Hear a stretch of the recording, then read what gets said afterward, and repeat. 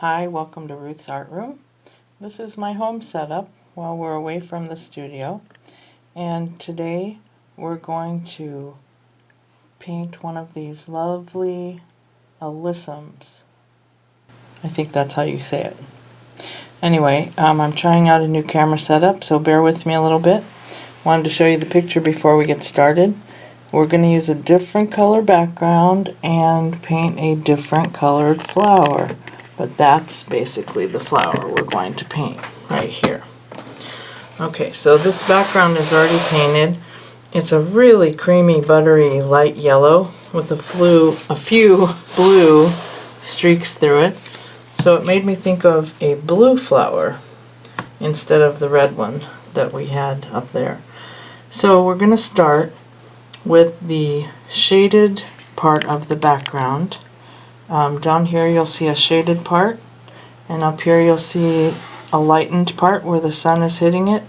So we're going to start with the shaded background.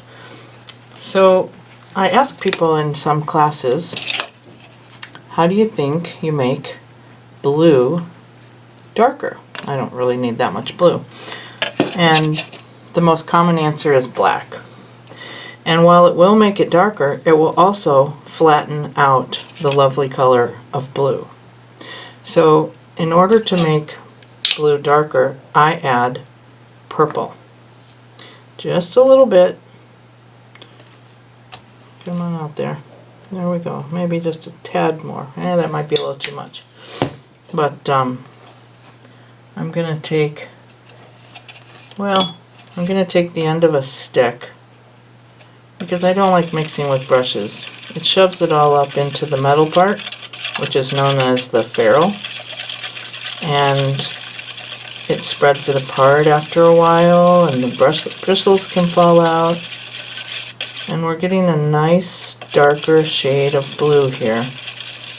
And I will put some of the regular blue out again on a different plate. It's getting a little purpley on me here.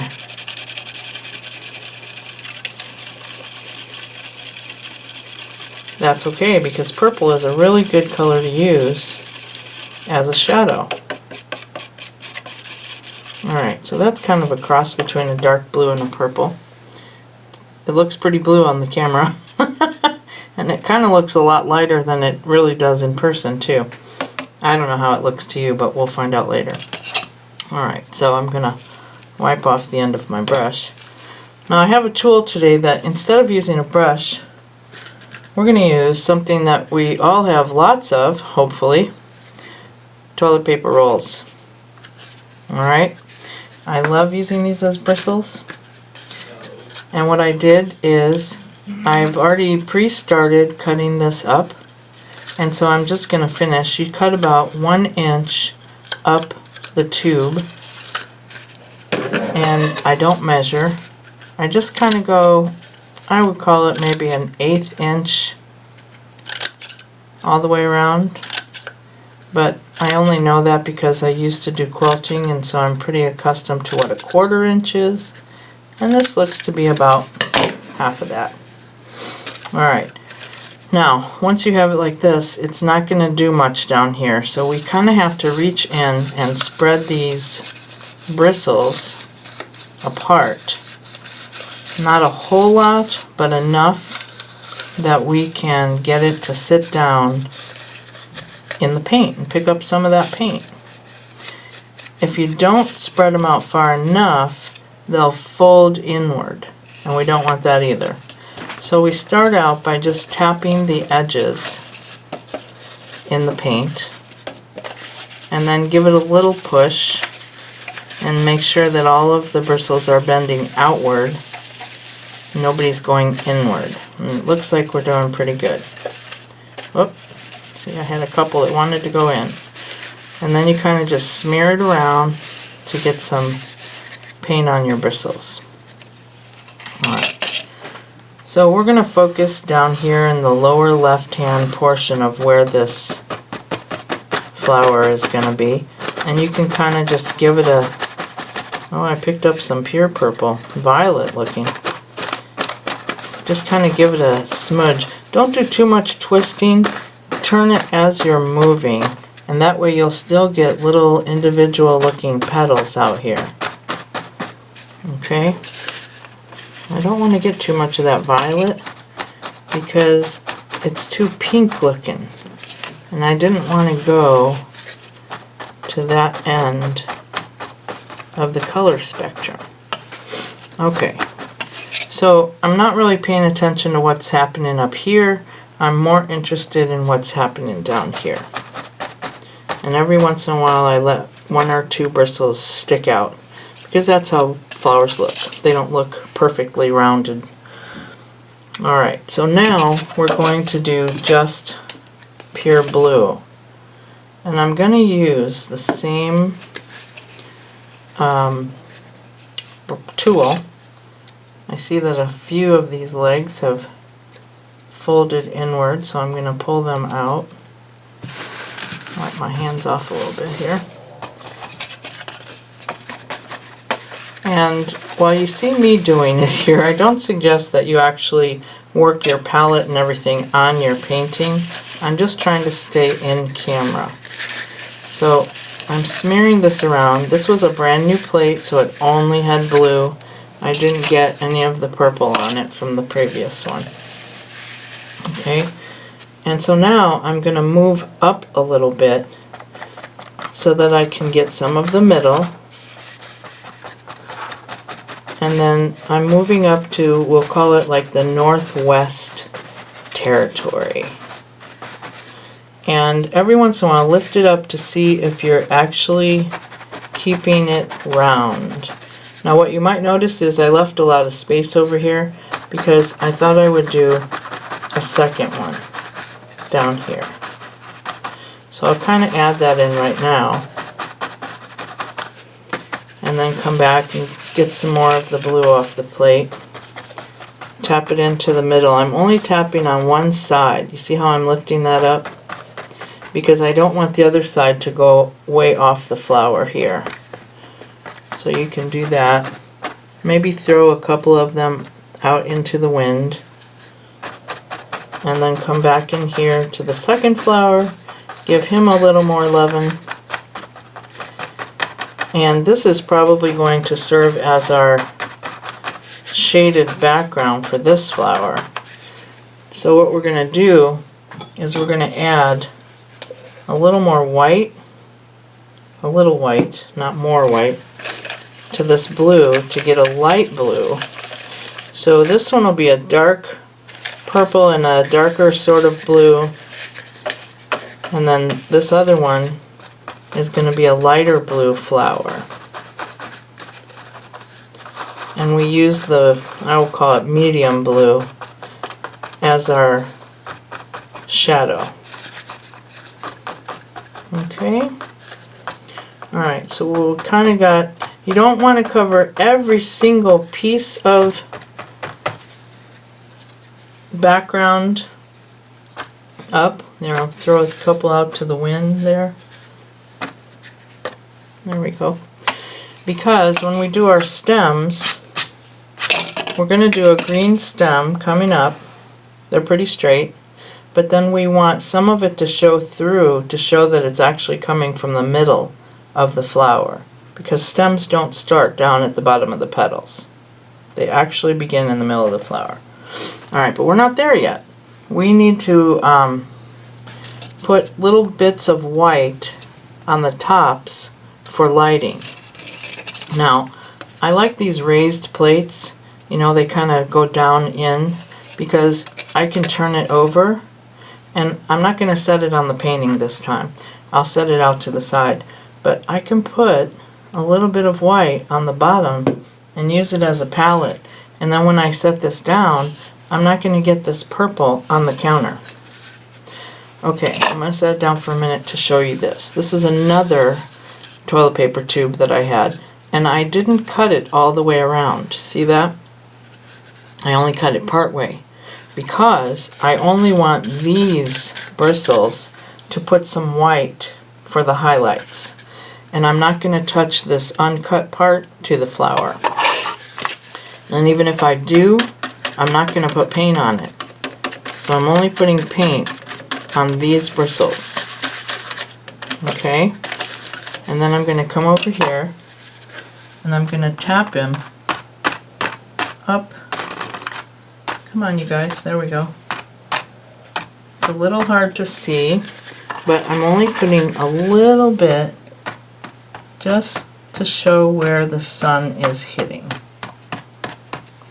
I think I need a little bit more on this other one here. There we go.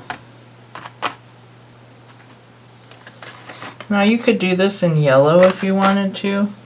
I just prefer white because I think it looks better. And if you think you got a little too much in some spot, just hit it with a little paper towel, tissue, some sort of thing, and blot it off, and you'll be good to go. Okay? Alright, so we're going to add our stems, and to do that we need some green that I really thought I had out here. I wonder what happened to it. There it is.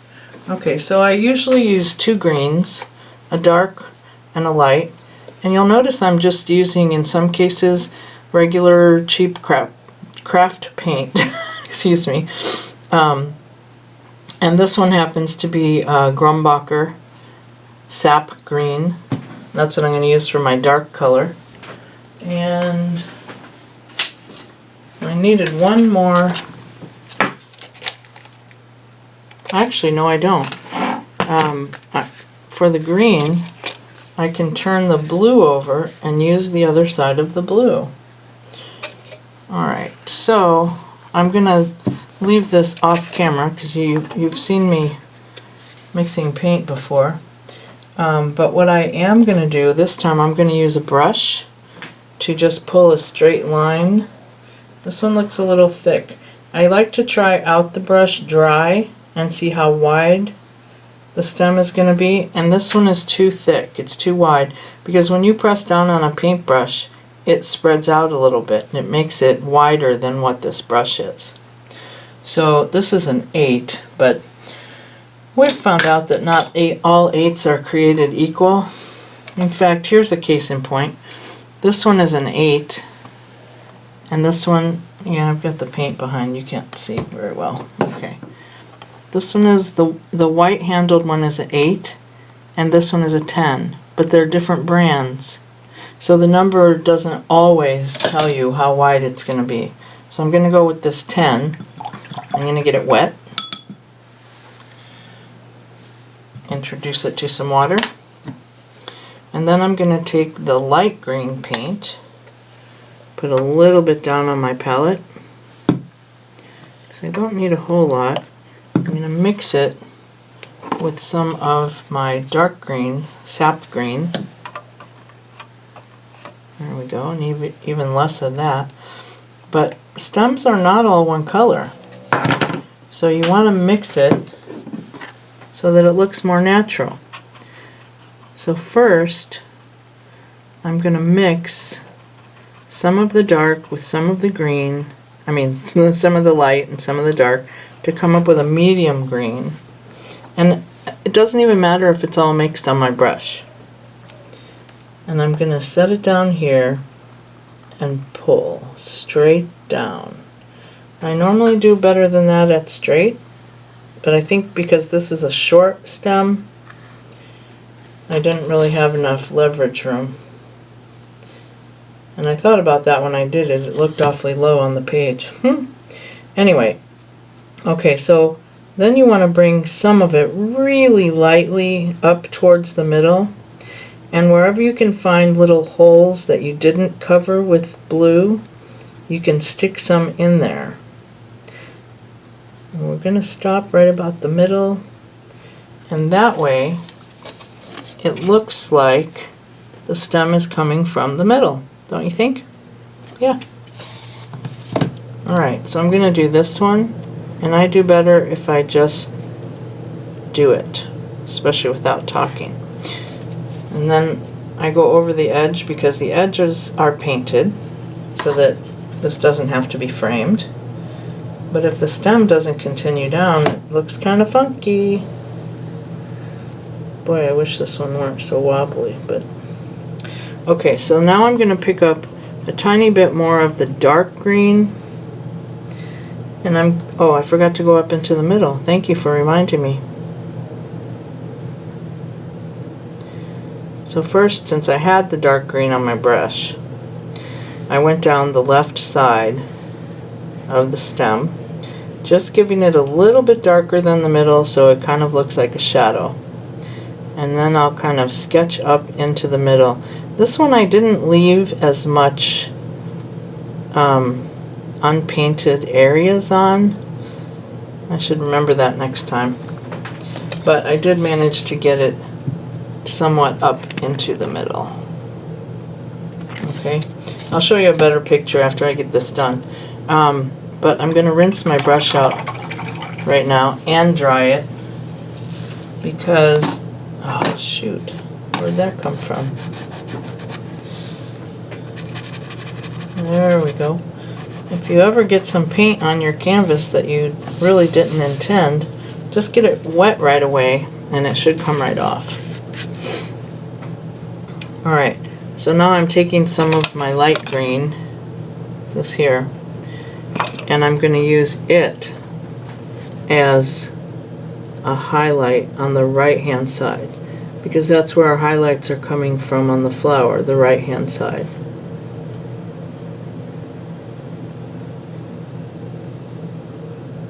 There we go, and off the side. And that helps us straighten out this crooked stem on this side too, thank goodness. There we go.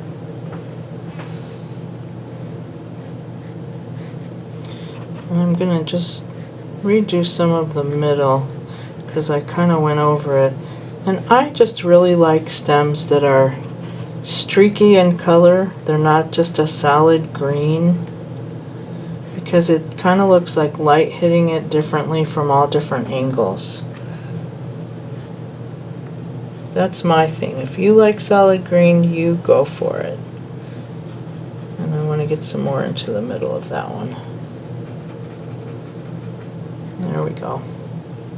And if you think you got, and you know, over on this left-hand flower, if you think you got a little too much green on the outside, you know, we still have these palettes with the blue and it's still semi-wet.